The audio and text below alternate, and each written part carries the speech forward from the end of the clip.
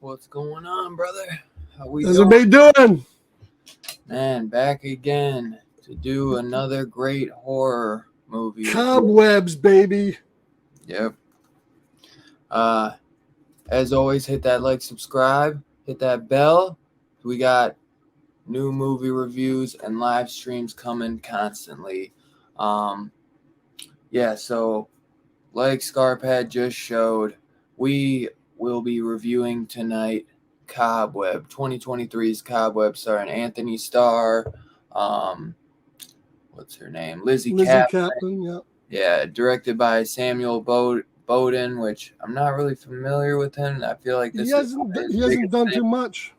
Yeah, but it is it's directed by Chris Thomas Devlin, which he had a hand in the play of the Texas Chainsaw Massacre from Netflix, which I did enjoy that. I don't hate that. I did like some things about that. There was some dope shit in that. But I know Seth Rogen and Evan Goldberg were producers. Yeah. So when I saw that, I was really excited. I was really excited just for Lizzie Kaplan and Anthony Starr. But then when I saw that, I was like, wow, kind of first time I've seen them throw their hand in horror. This will be, as the description says, this will be a spoiler review. So I recommend you going out and checking this movie out before you watch our review. If you want to, if you don't want to be spoiled. But this movie just came out on Blu-ray this week. And I told Scarpad, I'm like, dude, we got to get this done. Because we were waiting. We were going to do it around when the digital came out. But I was like, nah, I wanted to wait till the Blu-ray came out. Yeah, I watched that on digital and I've seen it twice. Yeah, I've seen it maybe two to three times now. And I tell you, man, this movie is great. Just, get some popcorn. Yeah, I really all the lights off. And just this movie, this is a great Halloween movie as well. It takes place right around Halloween. Day before Halloween, yeah. The family in this movie has a pumpkin patch in their backyard that they're growing. So I thought that was really cool. They don't really give a reason. I mean, there is maybe a little. It's creepy. It's awesome. Yeah, exactly. And I love it. But as we know, Anthony Starr is Homelander in The Boys, and he's incredible in that role. So I was really excited to see what he could do in a horror movie, because obviously Homelander is the evil Superman. He's horrible, yeah. He's great. I've seen him in other things. There was something I just saw him in recently. Yeah, he brings that same intensity. He was in the Covenant with Jake Gyllenhaal. He doesn't have a big role, but he's intimidating. So yeah, and Lizzie Kaplan is just fantastic. She played a young Annie Wilkes in that Castle Rock show, the prequel of Annie Wilkes, and she was phenomenal, dude. I mean, it's hard to reiterate what Kathy Bates did as Annie Wilkes and what she brought to that, but she does a fantastic job. So when she did that, I was getting major Psycho vibes from her, and just like her as the mother, more, you get more of the mother. Well, yeah, they were both kind of psychopaths, and they had issues. No, but I get like major like Norman Bates's mother, or like Norman Bates type scenes from her. Like even when there's that scene in the kitchen, she pulls the knife back and all you see is the shadow of the knife. But so the story of this is that a kid, in the middle of the night hears some noises in his walls and he starts to investigate it. That's what the description for this movie is, and that's what I tell people because I don't want to tell anybody anything if I'm not trying to spoil you. So it's about this 8-year-old Peter, and like I said, he hears noises in the mysterious noises in the wall, and he goes to investigate. His parents are telling him he's crazy, like most parents would do if they hear their kid think something's under the bed, in the closet. But there's something off with his parents. Like at first, everything seems normal. You just think, oh, something's going on with this kid, and then here little bits here and there, you just start seeing that these parents are the way they discipline their kid, the way that they talk, things just get weird at first. Yeah, completely right from the get-go, I knew something was off with them. Yeah, well, obviously if you get these two starring, you got to know something. They're not wasting them just to be. Well, they just threw out that crazy vibe, but then the movie, you still had your doubts until they finally show that. That's what I mean. They give you the doubt. The refrigerator comes off where the door is. To unveil that's really true. That's what. Yeah, exactly. That's when we first know that they're psycho, is when they decide to ground him and they move the refrigerator, and they're like, he's going in the basement. He's not going in the room. And that fucking house was like the bat cave. There was entrances to shit behind the clock, under the thing, behind the wall. Oh my god, that little tiny door behind all the exits and intros. I love that. Oh my god, it was great. When I was hearing about this movie, because this and Talk to Me were the two big ones that I was hearing about a lot about Talk to Me, and then this didn't really get a big theatrical release. I think this went through the film festival. Yeah, Lionsgate really did not support the movie at all. Yeah, so I was hearing a lot about this in the background, and I was hearing a lot of like dark fairy tale, dark. You know what I mean? Dark. Yeah, almost felt like a grim fairy tale that they were maybe bad. She maybe was a witch with an oven. They wanted you to kind of feel that way. They wanted that vibe. But yeah, so as the story goes on, we see.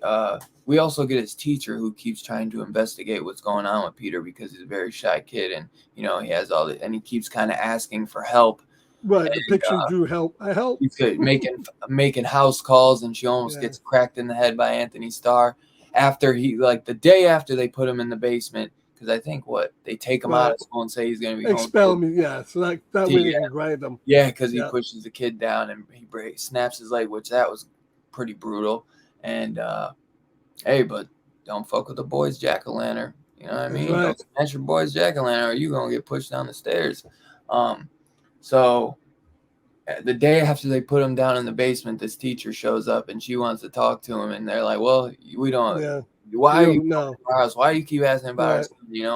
And he's got the hammer in his hand all the time. Yeah, I thought she was done. They wanted you to feel that way. And then he comes out with the hammer again to give her the keys. Yeah, there is some great stuff with this because, like you said, at first, when I first watched it, obviously something's going on, but they really want you to think that they're normal at first until they unveil the basement. Right. And then once you see that basement, you're like, holy shit, there's been this. He's not the first. Is this the first? Right. It seems like the first time he's going in the basement, but it looks like somebody's right. And then you finally get the review. Then she starts talking to him for a while. And a little bit of the stories dropping. Me and my girl were watching this. She didn't know. We were like, is it a ghost? Like, you know what I mean? Because in the beginning, there's talks about this little girl that died years ago that was on the milk cart. Yeah, they killed her. Yeah. So you think, is this the little girl that maybe is she being kept?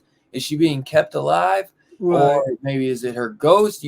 There is, you don't know off rip, and especially you don't know. Spoiler alert: you don't know that it's gonna be his sister. That's another thing. You know what I mean? But then she said the girl, once she says who she is, she says no, the mom and dad buried the little girl in there, so that's not. But I know that because at first I was like, well, did the parents kill her? Because at first they're making it seem like the parents maybe killed the girl. And then now they got this girl going on before she admits that she's her sister. Because at first they make it seem, no, the mom and dad are crazy. They killed the little girl. But without a doubt, she was getting out. That girl, the girl in the walls is the one who killed that little girl. Right, and then they buried it. Put her away, and they had to bury her and bury the truth. But I thought this movie was absolutely awesome. Were they getting ready to do the same thing? The vibe was, the story was, the girl told them that they got rid of you on Halloween. They get another kid and whatever, and then they put him downstairs. She kept on telling him that. Was that true? Was that going to happen? You never know. Yeah. See, I think because she was deformed and stuff, it was kind of weird, But they do say, like, when he finds out everything, and then right before, they have that dinner together, and he catches them talking, and he's like, we gotta finally, he's like, stop, no temporary fixes. He's like, we gotta just end it. So they were getting ready to kill her. I don't think, because it's almost like that's the one thing you could almost think, like, are these even really their kids? You know what I mean? Maybe that one is their kid, and maybe Peter is like a kid. You don't know Peter is in that. Right. You can kind of throw out there because these people are nuts. And but Peter's, while the girl on the wall is telling him all these stories, he's starting to become afraid of his parents, and he's having nightmares of his father standing in the corner doing that blinking eye shit, and then his mom with like having these yellow eyes, and that looks like the girl downstairs, right? Coming with the knife and just coming. I mean, were those nightmares? Or were they not? They never really go into that. They could have been, maybe they weren't. But you could definitely tell the father seemed a little harder on him than Lizzie Kaplan. Lizzie Kaplan wanted to baby him at times and stuff. Well, she seemed more unstable. Yeah. Well, that's both were unstable, but she just seemed like Bates vibes, know. Right. But once he starts figuring everything out, you get this dinner scene where because earlier the father tries to say the noises in the wall could be rats, so he gets the rat poison and then he puts it in the porridge, which I was like, that's porridge, you know what I mean? That's another Grimm fairy thing. Right, exactly. Right. And then the mom, it's cinnamon. They're all gulping it. And then they look over to him, and his bowl's full. I'm telling you, this movie was filmed really well. There's some great camera. Well, and that was a great spinning around with when they're going at it. It's like, and there's really great. I really think this is, after watching this a second time, this is one of my, if not my favorite movie, and we'll see because more movies coming out of 2023. We got a couple good horror. We have. But I think it's almost better than everything that came out this year. And Hardwoods for me, I think maybe even better than Evil Dead Rise. I like that movie a lot. This is better to me. But I thought Rise. I think the way that it was shot, as you said, they had those scenes where he comes downstairs and the parents are arguing, and all you see is the silhouettes of them arguing with the light, the way it's on the stairs. And then the way the kids put the flashlight on the wall to make this round spot in the wall when she's talking to him. And they almost filmed the scene, like you'll see that was in the intro where Kaplan's going up to the wall to listen. It's almost like they're on the floor and it's filmed like sideways the way it's filmed. This thing's filmed extremely well. And it has a pretty original concept. I mean, I really like the story here. The movie's not perfect.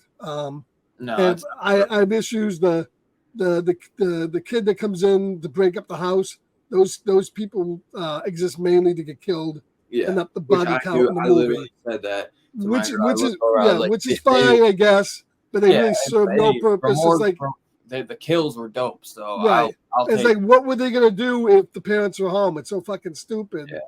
You know, and that whole thing was bad. Oh. So that part I thought was kind of was not done great. The part with the teacher, I don't think she was done all that great. She just kept on coming back and doing the same thing. Yeah. So I was a little disappointed in her character and the kids. And I definitely think the first 2/3 of this movie are let down a little bit by the end, because at the end you get those kills and you get. I like the look of the girl, but she does tend to be another one of these crawl on all four ring type, monsters that we've seen before. But I didn't crawl on the walls. Well, no, but you know what I mean. What I mean when you see the girls walking. Yeah, I know, but like you a can't spider. say the ring because she didn't crawl. Right, but I do like the way, because she was in that little pit, how she learned to crawl like a spider, and the hair with the spiders in it was real cool. That's the point of it being called Cobweb, Right. She's basically like a spider in the wall. Right, in the web. The parents, the two actors that did the parents were phenomenal. Don't fit.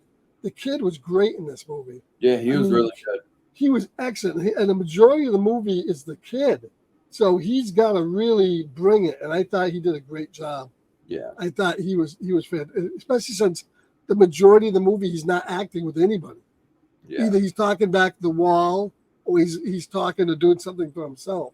Right. But the whole turn with the poison and but that whole setup and the atmosphere in this movie. So what they would do this camera spinning around too, and they're right. When they're throwing up and stuff. It's all set up in the beginning of the movie. You've come in, you see the pumpkin patch and the old barn.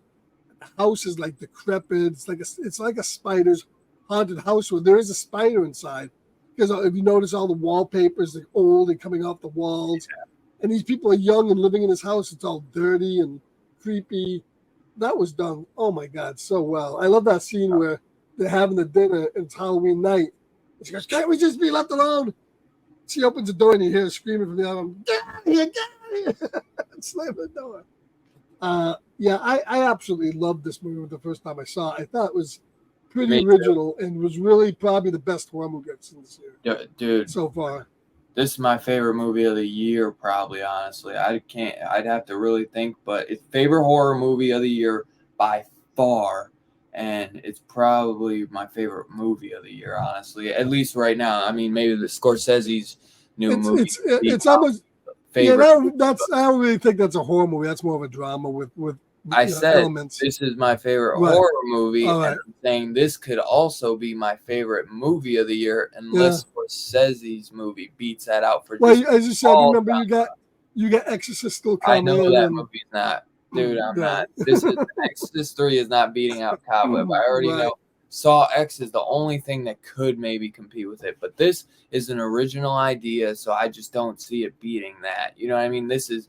I mean, for a first time director to come up and insane. The performances and the way it's shot. Insane.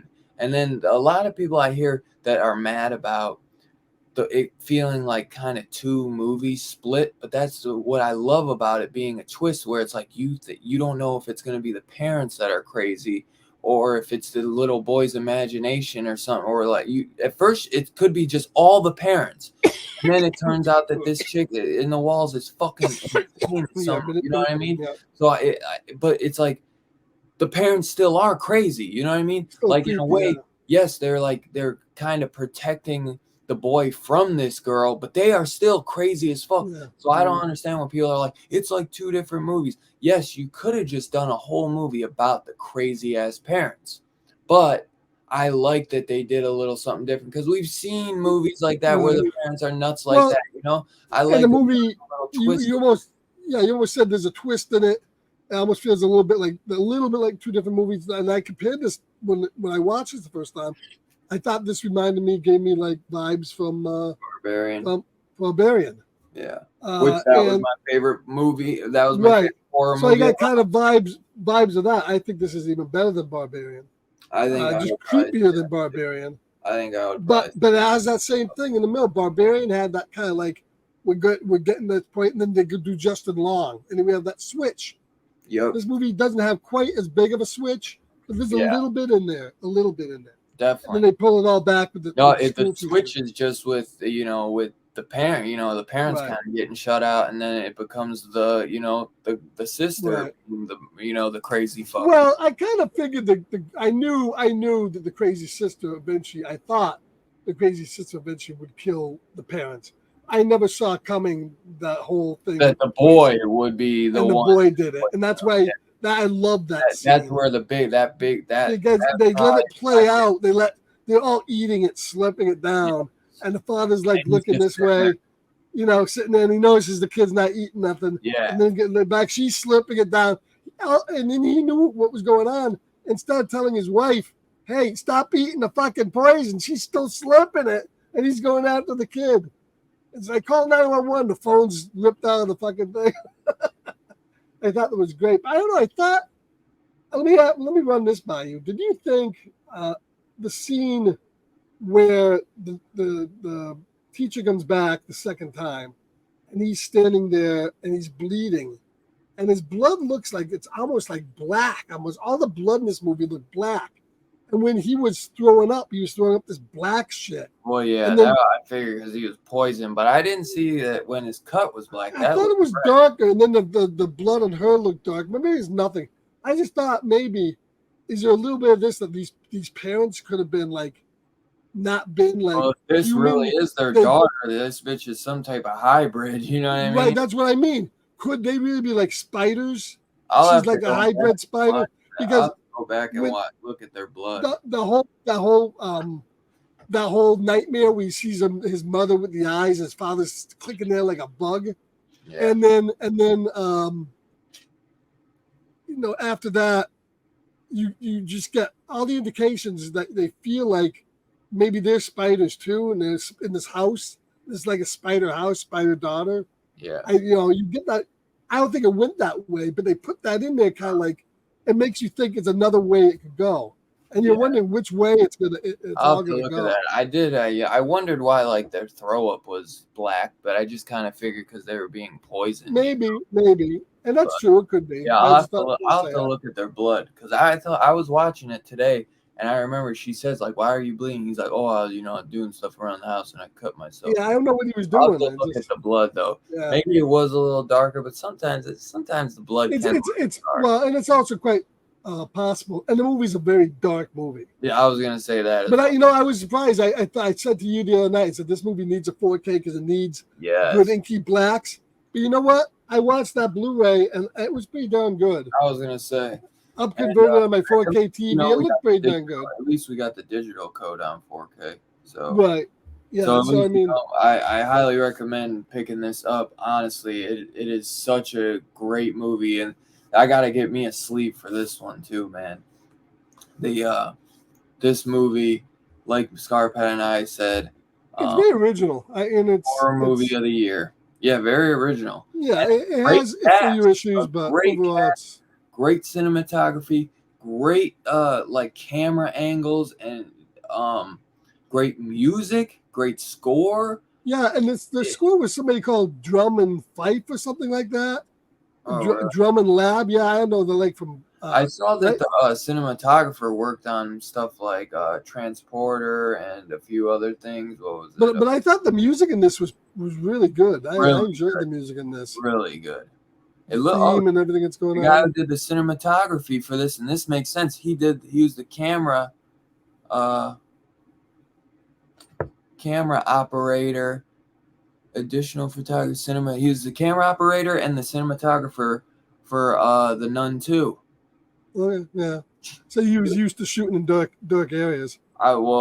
Maybe the Cobweb is what got him this because it doesn't seem like he did Nun 1. But I did notice that there definitely was a little difference in the way that The Nun and The Nun 2 were shot. But I like the difference. So if also check out our spoiler review for The Nun 2 that we dropped a few days ago. I like this better than Nun 2, although I like The Nun 2. Yeah, no, I love The Nun 2. That's still up there.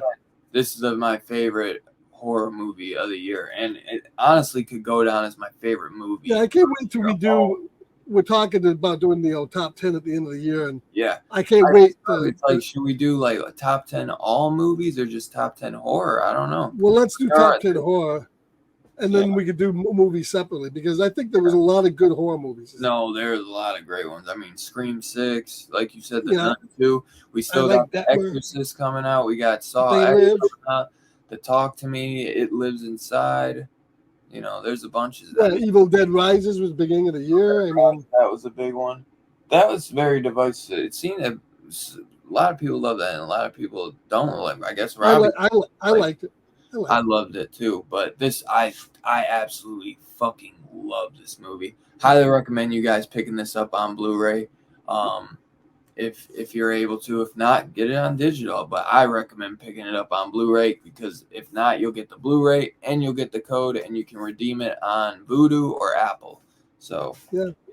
And I think online you can get that for like $15-$14 now. It's pretty cheap. So I guess I'd say, well, I was gonna say we do favorite scene and rate it, but my favorite scene would be the dinner scene when the reveal happens and they get poisoned. But I really, it's tough. I really don't have much wrong with it. There's maybe little nitpicks I could do, you know, maybe about like the girl, or you know, the girl and the kids is good killed at the end. Like the teacher, they were a little. The kids I'm fine with, because the kills were dope. I know that's horror movies though, man. Where sometimes you gotta have a little something. There's so many times. It just depends. Sometimes there is at least a story with that. Yes, it's dumb because the parents, if they were home, like they would have got raped right out. But at least they made it a story where this kid was bullying him, and then he got him back by breaking his leg. So they come back for revenge with his big brothers. But the way it was, that little fucking kid is one of the Busey's too. He's Jake Busey's grandkid. Yeah. So, but very nitpicks. There's a couple things where it's like, yes, how could you explain that? Like with the parents coming out, the teacher was a little flat, you know, with certain things. I could just see she was kind of trying to protect this kid, but I gave it a 4.75. It's very close to being a perfect movie for me. Very close. And honestly, it's just maybe a couple things with script writing. Honestly, this could be an easy 5 for me though, honestly. But I'll give it a 4.75. First time director, fan-fucking-tastic. I absolutely love this movie, man, and this is one that I will be watching every Halloween for damn sure. Like I said, this takes place around Halloween time. Awesome. So damn cool. Cobweb, highly recommend it. Well, what do you think? I'm going to go a little dial down. I mean, not much, though. I think... Okay. Yeah, I think I think the I know your problems were a little bit more than mine. The first 2 acts I thought were better than the third act, but I like the third act. Overall, I love the movie. I'm going to give it, even though there's nothing in it that would warrant that, a 4.69. So I'm not far down from you, but 4.69. And I think it's a great movie. It's a great horror movie. And I could see a sequel. They left it open for a sequel. So. Yeah, that'd be cool. But yeah, I definitely, like I said, recommend going out and picking this up if you haven't seen it. And if you haven't seen it, I hope you went and watched it before you came and watched our spoiler review. But highly recommend. And as always, we got the horror live. We got Horror Fest going on every Saturday. 9 p.m. Eastern. We got our James Bond franchise movie reviews coming every Sunday night, and Scarpad's dropping them on his channel Monday. And Thunderball's coming soon. Yeah, Thunderball's coming this Sunday, and then we'll have You Only Live Twice next. And as always, hit that like, subscribe, hit that bell notification so you get all updates when we go live and drop a video. And thanks for coming and hanging out with us, and we'll catch you next time. Peace out. Thanks, everybody. Hey, watch out for them spiders.